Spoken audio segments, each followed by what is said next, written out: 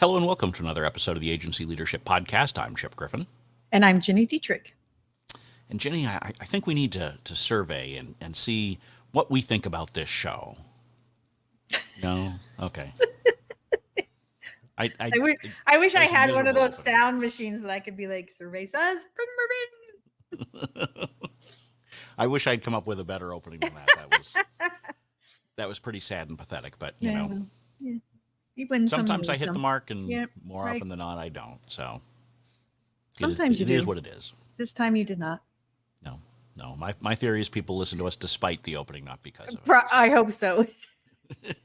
Well, unless they're listening just to the opening, just to see how miserably I fall flat, so they can have their chuckle for the day and then move on. But if you're going to stick with us today, we are going to talk about surveys, but we're not surveying ourselves, and we're not talking about the show. We're talking about the SAGA Small Agency Owner Survey that was completed in August, and we released the results just after the Labor Day break.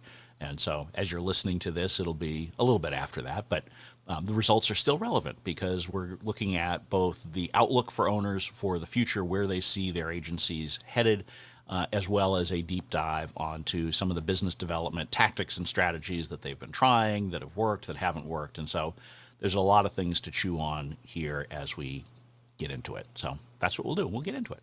Yeah, it's pretty interesting. It's the first time you've done this, and I think it'll be interesting to see what the trends are over the next several quarters. But one of the things that struck me about it is that it's very optimistic, especially based on conversations I'm having and my own situation too, where this year has been rough, and I think it's been rough for everyone. So I was looking at the results and I'm like, wow, this is optimistic. Yes, and as you say, this is something that I plan to do every quarter so that we can track the outlook that owners have and we can see trends over time. So since this is the first in this effort, we only have a snapshot. We can't talk about the trends. So future ones of these will have a little bit more to chew on there and a little bit more to share as we see how the numbers move from quarter to quarter. Yeah. But I think even as a snapshot, there's some interesting things here. But then the other thing, in addition to the outlook, is each quarter will be a different topic that we dive into. And so this first one is on business development, because obviously that's a popular thing that owners like to ask about. And so we thought that it would be helpful to see, what their peers are up to and what they see working and what's not working. So, but on the optimism side, I mean, the survey clearly shows that small agency owners believe that their revenues are going to increase. I think 68% believe that over the next 12 months, their revenue will increase. 59% believe that their profits will also increase. But on the other side, only 35% think that they're going to increase headcount over the next year. Okay. So there's a little bit of a conflict there. I mean, now in fairness, they could be saying that the revenue is only going to go up by $1 or $2. In which case, okay, technically you are predicting that your revenue is going up, but it wouldn't make sense to hire. That said, I think most people who are predicting revenue growth would be anticipating more than just $1 or $2, and so you ought to see those numbers tracking at least a little bit more closely than they are. So that's a little bit of a warning sign. Again, as we get more data and we can look at trends over time, we may be able to learn more about it. But certainly, agencies need to be careful about growing revenue without also growing the resources that they have to service the clients, because that can lead to morale problems for your team. It can lead to execution problems that result in poor client satisfaction. So it's something to be wary of, and just keep in mind, if you really are meaningfully growing your revenue, you probably need to devote more resources as well. Yeah, and I think you put in the executive summary of the survey, you put a couple of reasons why, and you've alluded to it for here, but one is that it could be that you're not profitable right now, and so adding profit is good. It could be that you're going to, I can't remember exactly how you put it, but essentially your employees are going to do more with less, because that's happening. Or I think there's a third thing, which I see happen a lot, is that agency owners go, well, I'll just do the extra work myself. So I'll just work 150,000 hours a week instead of 120,000 hours a week. So I think one of those three things is happening. And to your point, if you really are looking at revenue and profit increasing, you really have to look at resources growing as well. Absolutely. I mean, I always talk about the agencies who balance their books on the backs of their employees. And that's something that the agency world as an industry has been known for a long time. And Hmm. that is why you have so many people say, oh, agencies are an awful place to work. Sure. It's Yep. because instead Yep. of pricing correctly or resourcing correctly, Yep. the team that you have is asked to do more and more all the time. And we all certainly saw this as we grew up in the agency world, and it was just expected that you would work Yep. well over 40 hours a Yep. week. You wouldn't complain about it. You Yep. wouldn't get paid for it. It Right. was just what you did.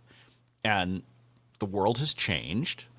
And so people are pushing back reasonably, I think, against that notion. And I think that for agencies to survive and even thrive, you need to be thinking about how do you price and resource correctly so that you don't have to do that. And this survey, at least as a snapshot in time, suggests that there may still be work to be done in that area. Yeah, I think the bigger challenges, I mean, as you look at this, is the things that we hear over and over again. And I just a few days ago did a webinar for Counselors Academy where we talked about business development. And you have all these agency owners in there in the webinar, and they're saying the same things. Like, I can take on more myself. We aren't profitable. This year has been terrible. We're not growing revenue. And to your point, like, maybe everybody's optimistic that revenue is going to increase because the election will be over and hopefully things will start to stabilize again. The Fed has said we're going to have a soft landing so that hopefully interest rates are going to start to come down. Inflation will start to be relieved a little bit. So all of these things happening makes sense that revenue would increase. But also, because this year and last have been so terrible, it's hard to believe that revenue wouldn't increase. Right. So I think that there's something to be said for that. But it's really, I think the bigger overarching challenge is exactly what you said. We don't know how to price correctly. And because we're not pricing correctly, we don't know how to grow our businesses. And because we don't know how to grow our businesses, we aren't doing things from a new business perspective that allow us to build and to grow.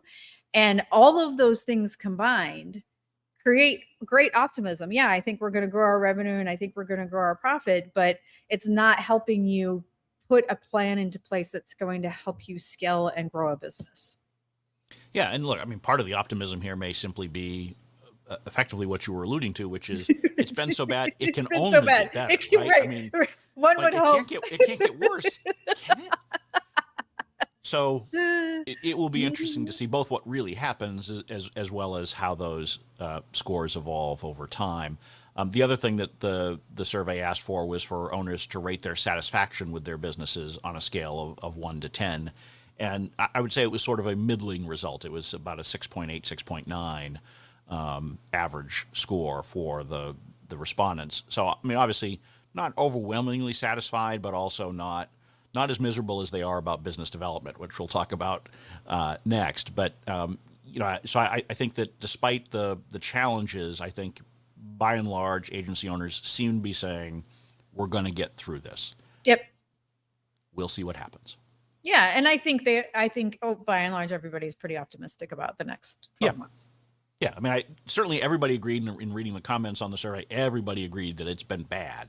Yeah, there were very few people who said, "Oh yeah, we went gangbusters this year, so we're expecting to do even better next year." It was all in the tone of, "It's been bad, but it's going to get better." And I would say anecdotally in some of my conversations with agency owners over the last 60 days or so, there does seem to be at least some movement with prospects. Yep. I wouldn't necessarily say a lot of new businesses closing, but conversations that had been paused seem to be picking up. Yep. There seem to be more inquiries coming in. So there's at least some anecdotal evidence that this optimism is not completely misplaced.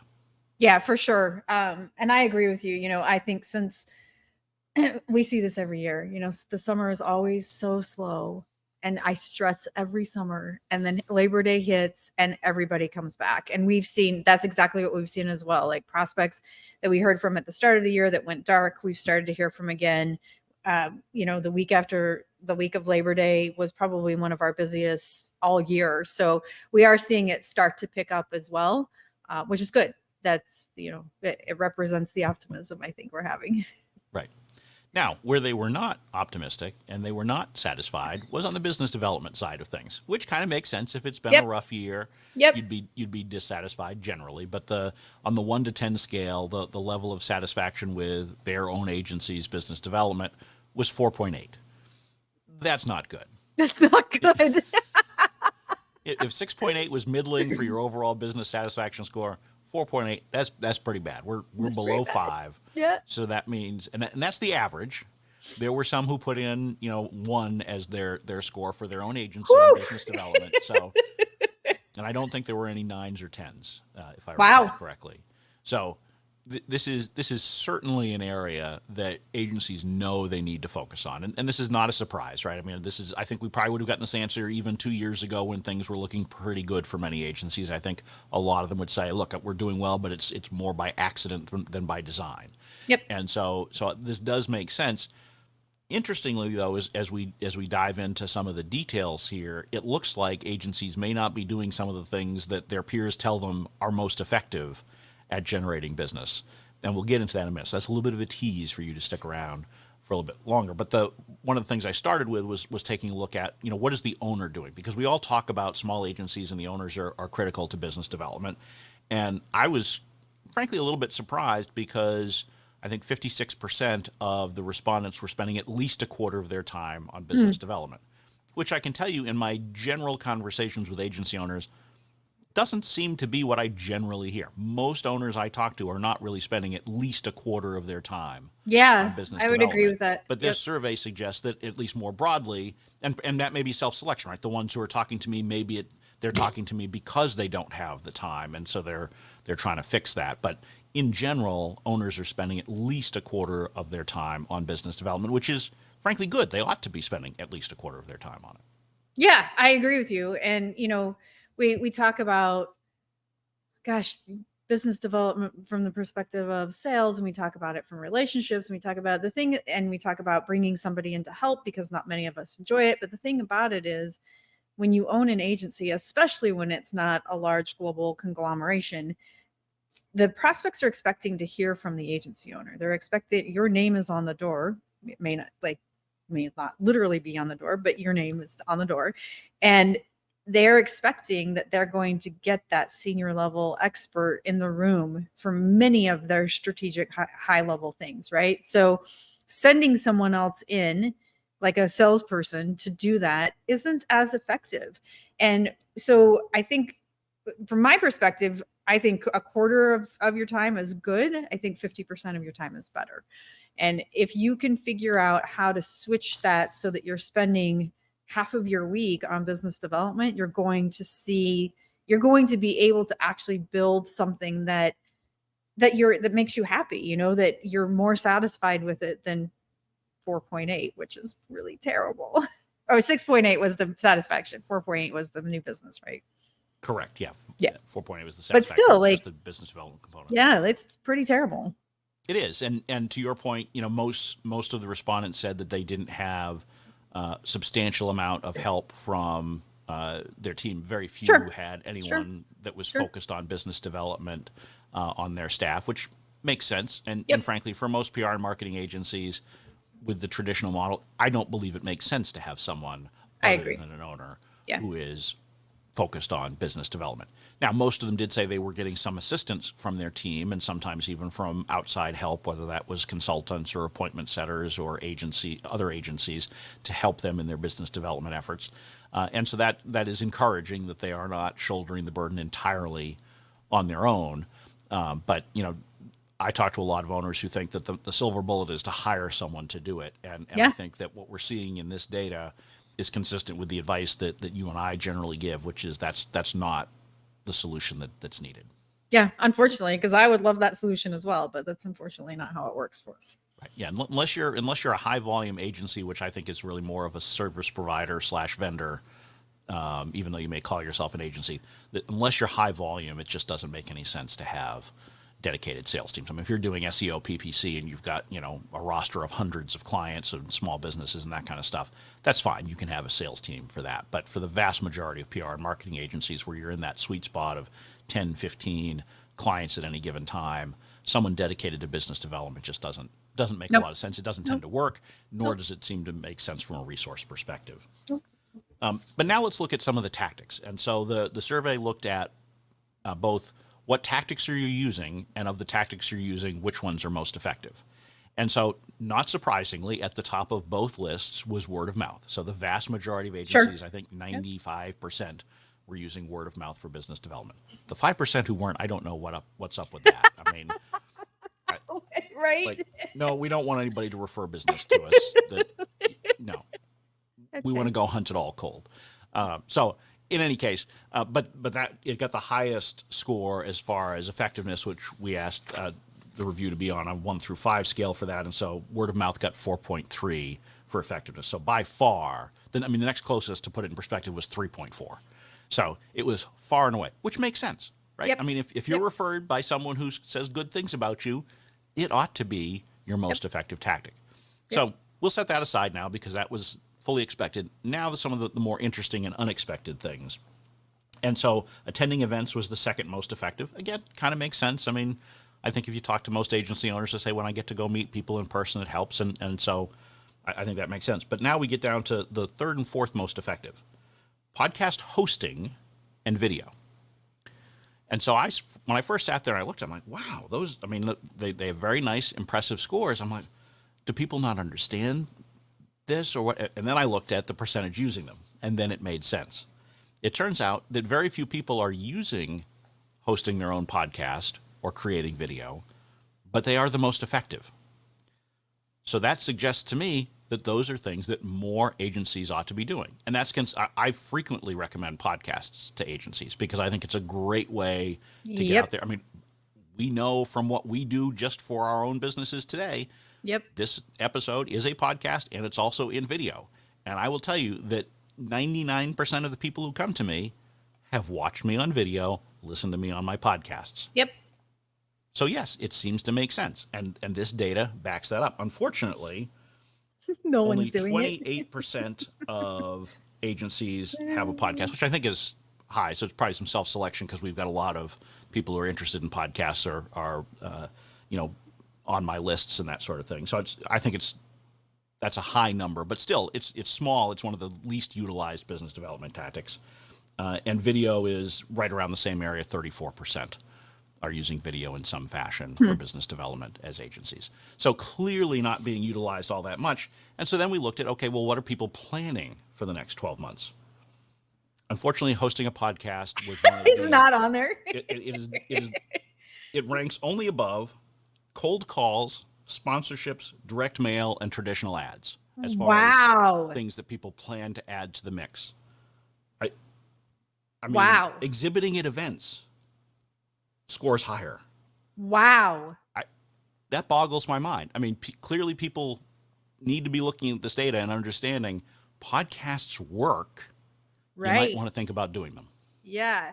And one of the things I really like about podcasts for agencies is you can create your list of dream clients and then invite them to be a guest on your podcast. And it works so incredibly well. It's not sales. It's not a used car salesman. It's not, all these things that make us uncomfortable. You're simply inviting them to be a guest on your podcast and having a conversation with them. And all of a sudden, you're on their radar. You're top of mind. And gosh, you know what? We've been thinking about hiring an agency. I'd love to have a conversation with you about that. Happens all the time. Yeah, absolutely. I mean, it's a win-win. It's building relationships, and it's creating content for other people to consume.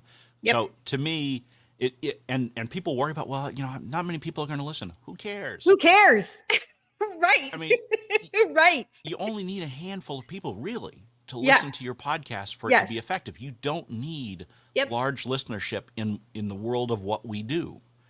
And so you shouldn't focus on, well, I need hundreds or thousands or tens of thousands of people to listen to my podcast. Nope. You probably need 20 or 30. And if you got 20 or 30 regular listeners, and they're the right ones, because they will be the right ones. Right. Nobody's going to listen to your podcast if they're not a good fit.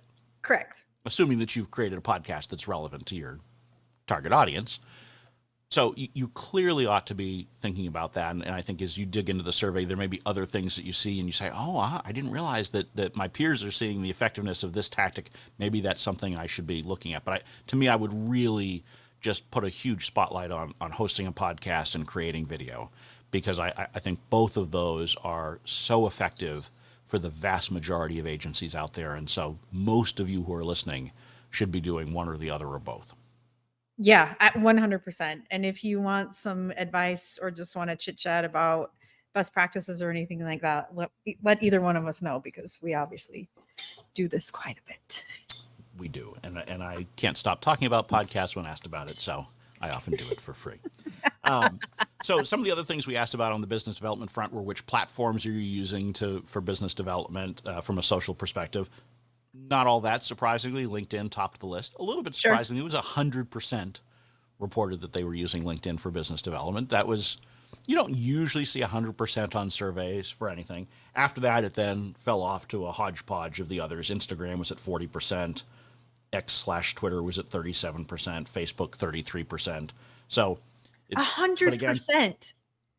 That makes I my think that brain basically itch. means they're LinkedIn. On LinkedIn. They're on LinkedIn. Yeah, Right. I suspect that's a fact, because Yes. I can tell you that that is not a measure of how many people are using it effectively or Correct. even actively. Right. But they all have LinkedIn accounts apparently. So that, I suspect that's probably more of what was there. YouTube, not surprisingly, since video is not very well utilized, only 14%. So again, look, YouTube shows up really high in search results for lots of things. So you're missing the boat if you're not using video on YouTube in particular. Also asked about pricing models, because this is a popular topic. And so when it comes to business development, how are you pricing your work? And it turns out that there is a very healthy mix at the top of the list between monthly retainers and fixed fee projects. Not all that surprising.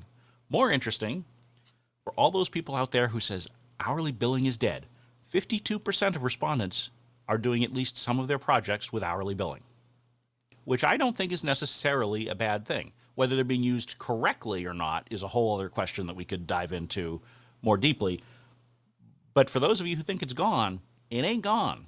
52% are using the hourly rate. Interesting. As one of the mix, right? I mean, obviously, sure. 80% are retainers, 78% fixed fee projects, 52% hourly billing. So clearly a lot of agencies are using a mix. And we see that the new work that's coming in, consistent with what we've been talking about on the show, is that there is a pretty even mix between project and retainer-based revenue that agencies are seeing today. So, and I know that there are a lot of the gurus out there will tell you need to focus just on recurring revenue. Reality is that's not what's closing. It's about an even mix between them. And I think that's healthy, frankly. So there's a lot to be learned even on that side of the equation as you dig into some of this data. Yeah, I think it's healthy too. And I don't think that we should be afraid of it, especially in down economies. You know, I talk about really having multiple sources of income and having projects and retainers. That's at least two different sources. You know, look at ways that you can develop other kinds of sources for passive income and scalable income as well. But I do think it's healthy to have a good little mix. And now the last thing that I want to raise here before, and there's lots more in this survey that people can download and access, but the last thing I wanted to touch on was, you know, we frequently rant about RFPs on this show and how dumb they are. Maybe we're wrong, because 64% of respondents are responding to RFPs.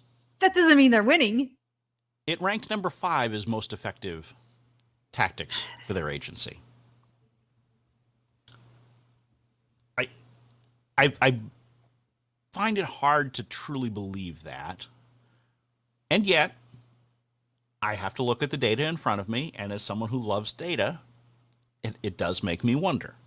Now, I think the piece that's missing here, and so perhaps at some point in the future we'll do some additional research on this, is what percentage of RFPs are you actually winning? Correct. So is your perception of effectiveness only because you've won some?